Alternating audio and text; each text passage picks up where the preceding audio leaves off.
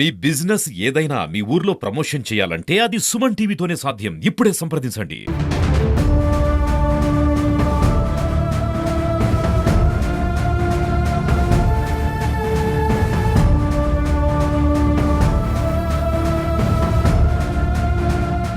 Crime rate చూస్తుంటే వామ్మో, విజయనగరం జిల్లాలోని క్రైమ్ రేట్ ఈ విధంగా ఉందా అని అంత ఆశ్చర్యకరంగా అయితే ఉంది. సో ప్రస్తుతం నేనైతే ఉన్నాను విజయనగరం జిల్లా బొబ్బిలి నియోజకవర్గం తెర్లా మండలం నెమలాం గ్రామంలో. ఈరోజు అయితే విషాదం చోటు చేసుకుందని చెప్పుకోవచ్చు. ప్రజలంతా కూడా భయభ్రాంతులకు గురయ్యే ఘటన. 28 ఏళ్ల ప్రసాద్ని ఎవరో హత్య చేసి పడేశారంట. అక్కడ డెడ్ బాడీ ఉంది. వామ్మో, అంత చుట్టూ రక్తం మడుగులో ఉన్నాడు.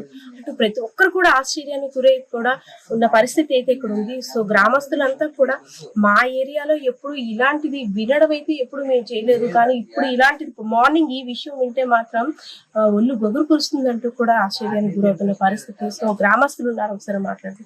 సార్, మార్నింగ్ ఇక్కడ ఒక హత్య కలకలం రేపిందని చెప్పుకోవచ్చు. ఎవరో వ్యక్తి ఇక్కడ పడున్నారు, ఎవరో చంపేస్తారంట. అసలు ఈ వార్త ఎలా తెలిసిందండి మీకు? మేము పడుకునే టైం అండి. అందరూ అలా ఏదో పరిగెత్తుకుంటూ వెళ్తున్నారు. ఎవరో అవుటర్స్ మెసేజ్ ఏదో ఫోన్ ద్వారా ఎలాగ వచ్చింది. వచ్చిన తర్వాత మేము ఒకసారి తుల్లు పడి లేచాం.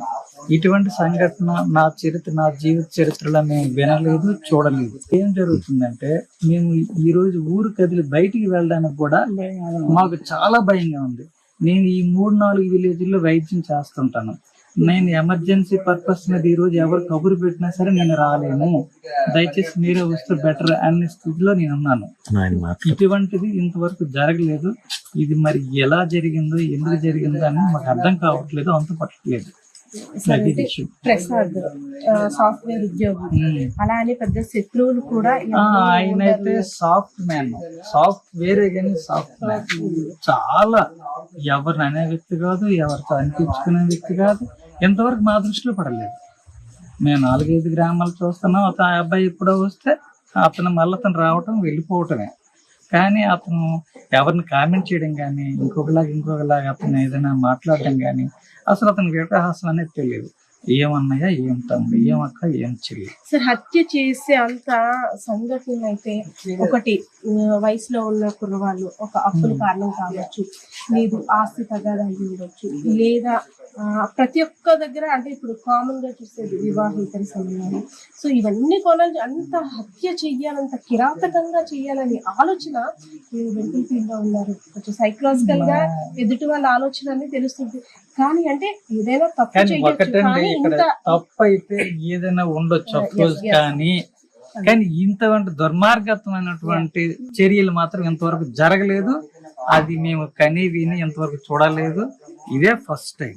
ప్రసాద్, మీ మధ్యలో మీరు ఎప్పుడైనా అంటే ఈ 2 days లో మాట్లాడడం అదే అబ్బాయి కూడా ఎవరితో మాట్లాడ అబ్బాయి ఏదో ఇన్నోసెంట్ కాదు, తెలివైన వ్యక్తి, కానీ ఎవరితో అనవసరం.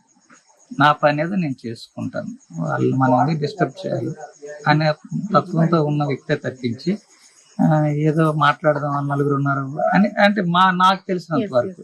మరి ఇక్కడ వాళ్ళు ఫ్రెండ్స్ ఎవరు ఏంటనేది మనకు తెలియదు. గ్రామం అంతా కూడా చూస్తున్నాము, భయపడుతున్నారు. ఒకటి బయటకు వస్తే ఏం జరుగుతుందో తెలియనటువంటి స్థితిలో ఈ రోజు గ్రామం వెళ్ళిపోయింది. ఒక అన్కాన్షియస్ లకు వెళ్ళిపోయినట్టు అయిపోయింది.